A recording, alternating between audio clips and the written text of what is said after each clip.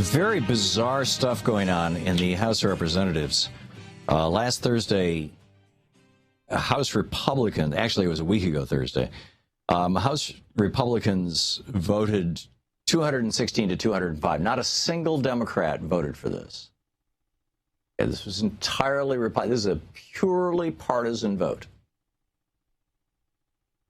To add an amendment, which was written by Congressman Ken Buck, Republican from Colorado, to add an amendment to the defense appropriation bill that said that the Pentagon may not prepare for climate change. Can't do it. This is like Rick Scott, the governor of Florida, saying, none of my departments can mention climate change, while Miami Beach is like taking on water. This is insanity on an institutional level. Every Republican.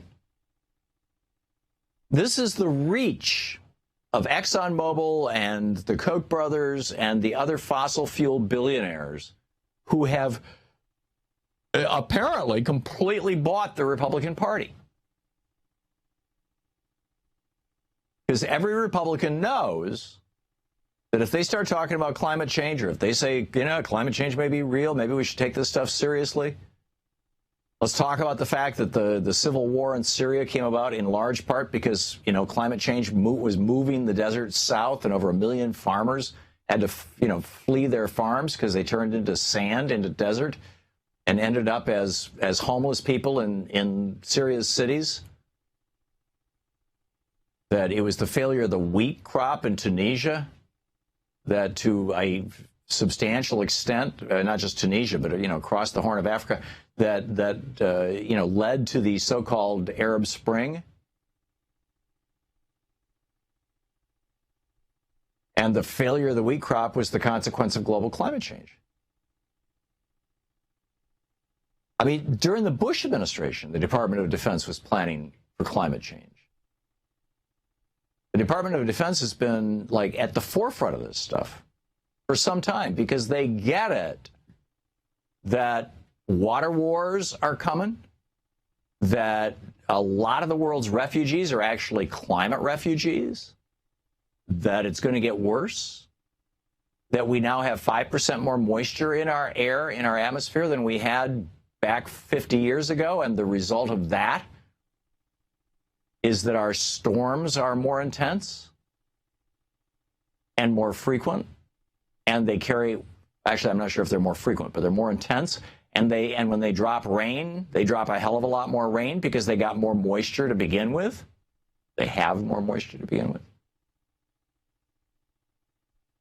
And so West Virginia is like washing away, state of emergency. You've got mile-wide tornadoes going across Oklahoma and the central, the heartland of the Midwest. Climate change is real. It's here. We're 0.8 of a degree Celsius, 1.5 or so degrees Fahrenheit, warmer than we were when Reagan came into office. And it's acidifying the oceans. It's killing off the bottom of the food chain, which is stressing all life in our oceans. It's altering the face of our country, of our world. And the Pentagon, if the Pentagon's job is to protect the United States, you could argue that it has multiple other jobs too, but I mean, that's their principal job. If that's their job, then part of the thing that they need to do is they need to plan for global climate change, because global climate change is producing threats to the United States.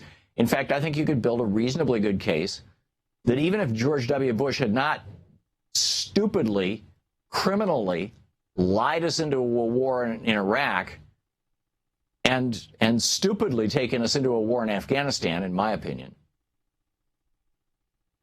even if he had not so badly destabilized and disrupted the Middle East, that there would still be a problem in the Middle East, a major problem in the Middle East. And it doesn't all date back to George Herbert Walker Bush's war in Iraq and his subsequent, and the Clinton administration's subsequent, basically, starvation of Iraq through sanctions, the death of 500,000 children, and all that kind of, cutting off chlorine so that they couldn't purify their water. So these kids are drinking contaminated water, and they're getting, diarrheal diseases that are causing them to die when they're 3, 4, 5 years old. That even if we hadn't done all those things, even if Bush the senior hadn't had his little war, which in my opinion never should have happened, we just should have said, okay, Iraq invaded Kuwait. How is that our problem? Kuwait was slant drilling under Iraq and stealing their oil. Iraq retaliated by taking over their country. How's that our problem? But George Herbert Walker Bush was like, hey, I can have a short war and get reelected. War is good for politics, Plus, people can make money on it. And then George W. Bush comes along and says, the big mistake my daddy made was his war in Iraq wasn't long enough. If his war was only 100 hours long, it was only 3 days. If his war had been going on for, months, right up to the election, he would have gotten reelected. And by the way, George W. was probably right. But George Herbert Walker Bush did not go into that election in 1992 as a wartime president. He was quite, he was quite proud of the fact that, his war only lasted 3 days. But you could argue that, even if none of that had happened, even if George Herbert Walker Bush had not had his war for political purposes, even if George W. Bush had not had his 2 wars for political purposes, even if we hadn't destabilized the Middle East that way, climate change was doing it anyway. And the various dictatorships and nascent democracies in the Middle East are, they're responding to this in ways that are not always healthy or wise. And, what's the consequence? The consequence is terrorism. The consequence is instability. The Pentagon needs to plan for this. So this rocket scientist, this brain surgeon, Ken Buck, this Republican from Colorado, a name that probably appeals wonderfully to Republicans. He says the military, the intelligence community, and the domestic national security agencies should be focused on ISIS and not on climate change. The president has talked about an increase in the climate temperature on the planet, he says. It's a fraction of a degree every year. How that is a current threat to us is beyond me. Well, idiot, call up somebody at the Pentagon and have them explain it to you.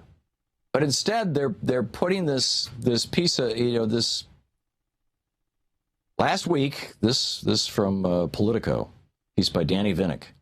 Last week, the headline, Why the GOP is Trying to Stop the Pentagon's Climate Plan. Last week, House Republicans voted to block the Pentagon's new game plan against climate change. By a 216-5 vote Thursday, the House passed an amendment prohibiting the department from spending money to put its new plan into effect.